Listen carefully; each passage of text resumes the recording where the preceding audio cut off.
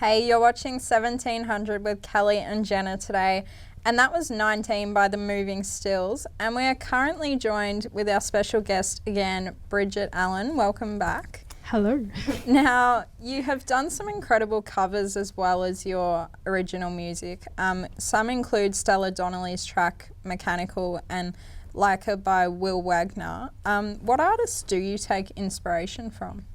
I really am going through a massive female musicians from Australia phase, because there's just so many that I love, and just hear about them from Triple J or supports from other gigs that I've gone to see people at. And I think, just anyone that I can relate to and that does really honest music, I think's great. And Triple J on Earth is a great platform for finding people, and Triple R, and just looking around. That's just my favorite thing to do on nights off, is just spend an hour on Spotify just scrolling through, finding as many new artists as I can, really. Can never have enough. Yeah.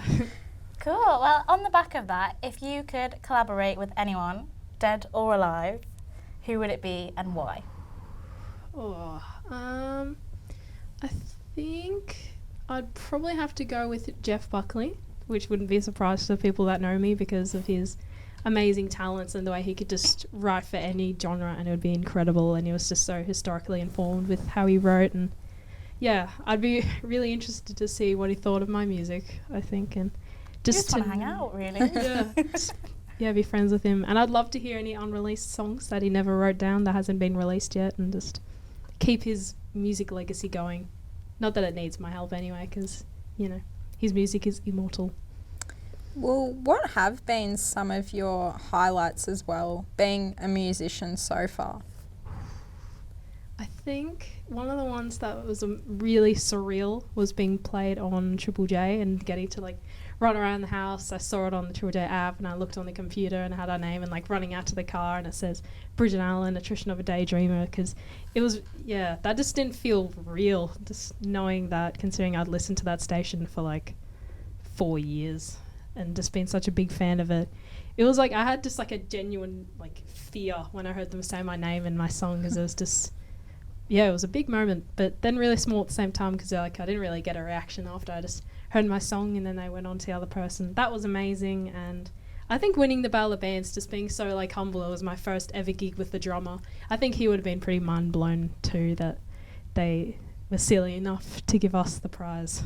Not silly enough, but did you know that you were going to be played, or were you just happening to be tuning in and heard yourself there?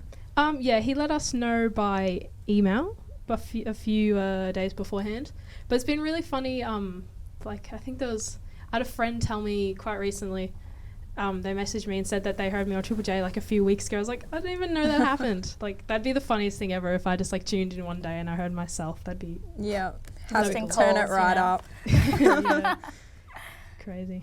Yeah, so for anyone who missed you at the Frankston Waterfront Festival, you just announced today that you're going to be performing again on the 2nd of March for the Blind Dogs clothing launch. Tell us a bit about what we can expect from that performance. Well, that one's going to be another solo performance, and it'll be just me and my acoustic guitar, and I'm doing it to help launch the Blind Dog, which is a clothing brand by one of my old friends, and we did a musical together. That's how we met. And we've been talking ever since, and it's really cool, just in the local area. And I love the fact that it's supporting local art, and because so much of the shirts that me and my friends buy, it's all just massive companies, and they're really good designs. So I'm really happy to help out in any way that I can with the community, which is mostly through music, because that's my tool of communication. But it's going to be really fun. People should go. And you've already achieved so much in 2019, but what goals do you have to smash out this year? I really want to release at least 2 more songs this year. I definitely want to release Japanese Departures, which I performed, because we've been sitting on that for a while, and it's polished with the band, and I think we're waiting for the right opportunity to record once school terms allow it.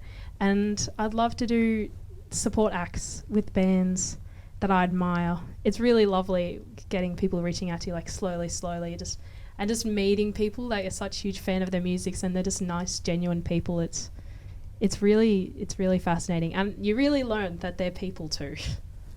It's good. Perfect. Well, just to wrap up, before we let you go, Bridget, what advice do you have for any young people out there who are, like you once were, wanting to get into the music industry?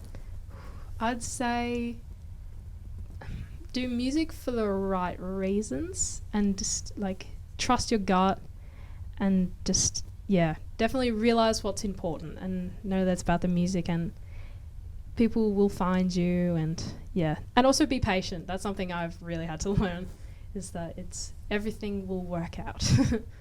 That's it really. Well, that's great advice to finish on as well. Thank you so much for joining us here today on 1700. We're going to go to a few clips, but make sure you check out Bridget and her socials if you want to drop the line quickly for your socials. My Instagram is Bridget A Music. My Twitter is also Bridget A Music, and my Facebook and YouTube is Bridget Allan. Well, there you go. So no excuse not to check her out, but we're going to chuck to a clip very quickly.